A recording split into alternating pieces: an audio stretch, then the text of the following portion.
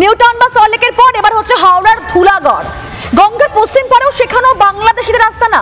স্থানীয়দের রুচি রুটিতে সেখানে থাবা বসিয়েছে সেই অনুপ্রবেশকারীরাই। আর এসবের পিছনে তৃণমূলের মদতের অভিযোগ করছেন স্থানীয়রাই। তবে এসআইআর শুরু হতেই পগার পাড় এখন অনুপ্রবেশকারীরা। স্থানীয়রা তারা কি অভিযোগ করছেন শুনবো। বাংলাদেশি রয়েছে, কি মনে করছেন, কতটা আতঙ্কিত রয়েছে? আমরা তো খুব আতঙ্কিত আছি, তো আমাদের চাল ডাল তো ওরাই তো নিয়ে নিচ্ছে, আমরা পাচ্ছি, আমরা তো পাওয়াই যাচ্ছে না এখানে। আর বাংলাদেশে চলে গেলে আমাদের খুব ভালোই হয়, তাহলে লোক সব সুবিধা হবে।